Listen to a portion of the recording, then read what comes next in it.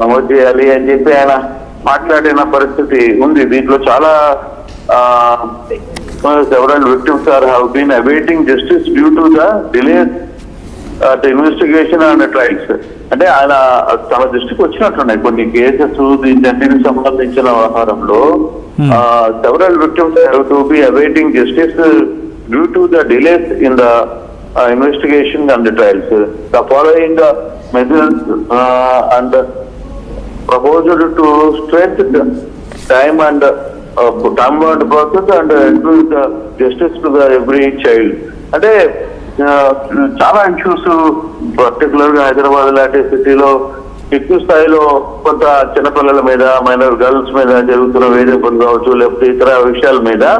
అందుకే పోస్కో ని ఇమ్మీడియట్ గా చేయాలి, మీరు ఈ వ్యవహారంలో ఎక్కడ రాజీ పడద్దు అని చెప్పి ఆయన అర్థమవుతుంది. అందుకే ఆయన కొన్ని trauma child, secondary trauma to child victims, తర్వాత వీటన్నిటి మీద ఒక 4-5 అంచనా వచ్చే టైం బౌండ్ ప్రాసెస్ ఉండాలి దీంట్లో.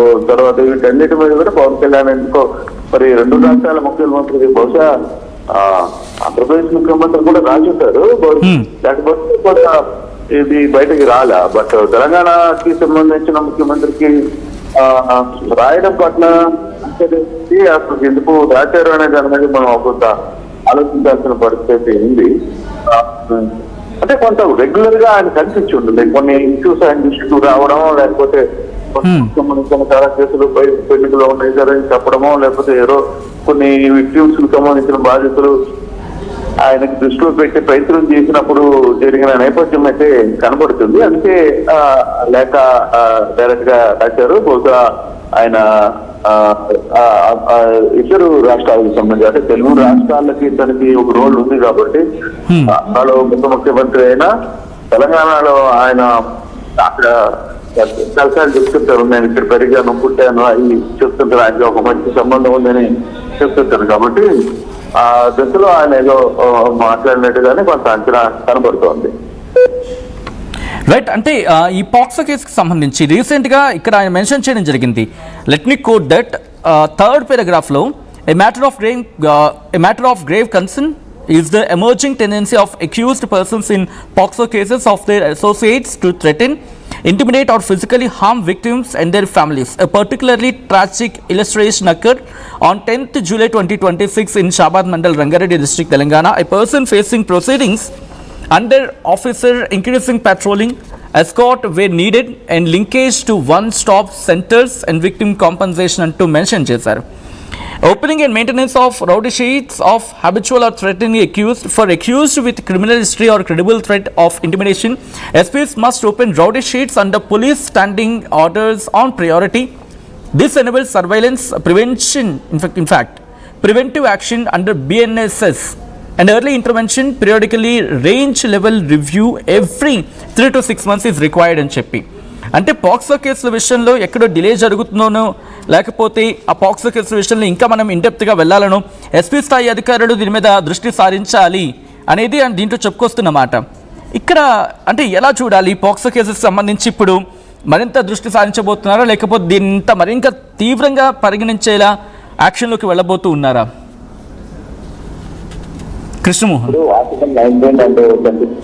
పిల్లల హక్కులు కాపాడాలి ఎలా నువ్వు చెప్పాలనుకుంటే ఆంధ్రప్రదేశ్ ముఖ్యమంత్రి హోదాలో నువ్వు చెప్పచ్చు. అది ఒక లేఖ రాయించుకుంటే నువ్వే ఒక నిర్ణయం తీసుకు. పక్కనున్న తెలంగాణ రాష్ట్ర ముఖ్యమంత్రి చేయడం పట్ల ఎందుకు రాశారు? నేను ఆయన వీళ్ళకి కుటుంబ ప్రభుత్వం కాదు, అది కాంగ్రెస్, ఇది ఉంటే సత్సంబంధం లేదు, లేదు. కాకపోతే వాళ్ళ నుంచి పర్టికులర్ గా పూర్తి చేసిందని లేకపోట్ల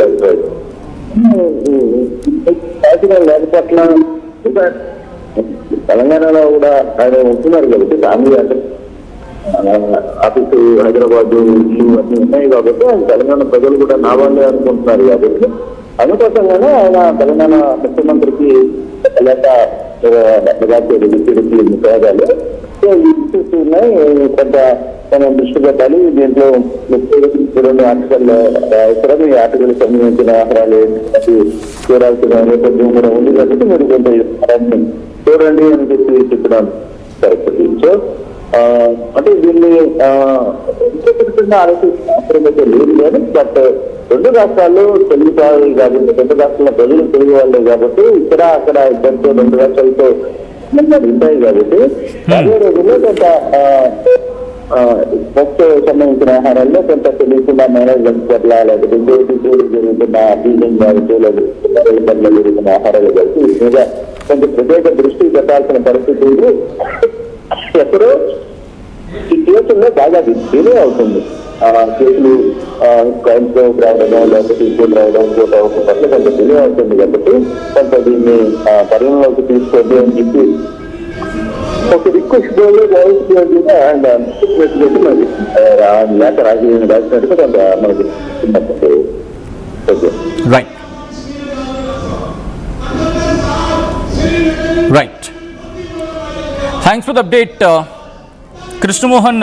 మొత్తంగా అయితే మాత్రం షాబాద్ ఇష్యూని అడ్రస్ చేస్తూ ఆంధ్రప్రదేశ్ డిప్యూటీ ముఖ్యమంత్రి పవన్ కళ్యాణ్ రాసిన లేఖ ప్రస్తుతం ఆసక్తికరంగా మారుతుంది. దాంట్లో ఆయన క్లియర్గా చెప్పుకొస్తున్నారు. మరి ముఖ్యంగా let me read out for that. ఆ లైన్స్ నేను మీకోసం చదువుతాను సో దట్ మీకు కూడా క్లియర్గా అర్థమవుతుంది. ఆయన ఏమంటున్నారంటే ఇక్కడ ఈ అంశానికి సంబంధించి ప్రస్తావించిన సందర్భంలో మీరు సెకండ్ లైన్ని డీటెయిల్గా మీరు చూస్తే అర్థమవుతుంది. అండర్ సెక్షన్స్ 11 and 12 అంటూ కూడా ఎస్ ఓకే సో ఆయనకి దీంట్లో మెన్షన్ చేశారు. Matter of grave concern is emerging tendency of accused persons in POCSO cases or their associates to threaten, intimidate or physically harm victims and their families. A particularly tragic illustration occurred on 10th July 2026 in Shabad Mandal, Rangareddy District, Telangana. A person facing proceedings under section 11 and 12 of the POCSO Act for alleged stalking and sexual harassment of a minor girl and released on bail or personal bond allegedly carried out brutal revenge attacks, stabbing to death 6 persons including the minor victim, her mother, maternal grandmother, his own wife and 2 young children. This horrific episode demonstrates the catastrophic risks of the inadequate victim protection, insufficiently rigorous bail scrutiny in POCSO matters, and failures to take proactive preventive measures. It serves as an urgent warning that such tendencies may manifest in our state and that robust victim-centric mechanisms are essential అని చెప్పి అంటే అక్కడ ల్యాప్సెస్ని షాబాద్ కేసులో జరిగిన ల్యాప్సెస్ని ఇక్కడ చెప్తూ ఉన్నట్టుగానే భావించవచ్చు. ఇక్కడ ల్యాప్సెస్ అంటూ వాటిని అడ్రస్ చేస్తూ recognising that several victims have been awaiting justice due to delays in investigation and trials. The following measures are proposed to strengthen time-bound processes and ensure expeditious justice to every child. I request that the following measures may be taken for effective implementation and immediate justice to the victims అని చెప్పి ఇక్కడ mention చేయడం జరుగుతుంది. ఒకటేంటి, enhancement of investigation skills and capacity building. Investigations స్కిల్స్ని ఇంకా enhance చేయాలి, capacity బిల్డింగ్ని కూడా, బిల్డింగ్ కెపాసిటీస్ కూడా, లేకపోతే ఇన్ఫ్రాస్ట్రక్చర్ని మరింత బలోపేతం చేసుకోవాలనేది. ఇక రెండోది strengthening collection, documentation, preservation of evidence. ఆధారాలని కలెక్ట్ చేయడంలో, డాక్యుమెంటేషన్ చేయడంలో, వాటిని కాపాడుకోవడంలో మరింత బలోపేతం అవ్వాలని. మూడోది strict adherence to time bound procedures. అంటే ఒక టైం బౌండ్ పెట్టుకుని అప్పట్లోపు వీటిని ఈ ప్రొసీజర్స్ని ఎప్పటికప్పుడు స్ట్రిక్ట్గా వీటిని ఫాలో కావాలనేది. ఇక నాలుగోది rigorous measures to oppose bail and protect victims from intimidation. అంటే ఈ విక్టిమ్స్ని, బాధితులని కాపాడాలి, ఎటువంటి ఇంటిమిడేషన్ జరగకుండా. Rigorous measures to oppose bail దొరకకుండా విక్టిమ్స్ని కాపాడుతూ, అంటే విక్టిమ్స్ దగ్గరికి ఆ నిందితులు వెళ్ళి వాళ్ళ మీద అటాక్ చేయకుండా, లేకపోతే ఇంటిమిడేట్ కాకుండా ఉండేందుకు తగిన జాగ్రత్తలు తీసుకోవాలి. బెయిల్ రాకుండా జాగ్రత్తగా ఒక కఠినమైన సెక్షన్స్ కింద వాటిని మెన్షన్ చేయాలని చెప్పి. అండ్ ఆ తర్వాత okay, opening and maintenance of rowdy sheets or habitual threatening accused. ఈ అక్యూజ్డ్ ఎవరైతే ఉన్నారో వాళ్ళకి ఒకవేళ హ్యాబిచువల్ కావచ్చు లేదా థ్రెటనింగ్ కావచ్చు, వీళ్ళ మీద రౌడీ షీట్స్ని ఓపెన్ చేయాలి అనేది అండ్ వాటిని మెయింటైన్ చేయాలనేది.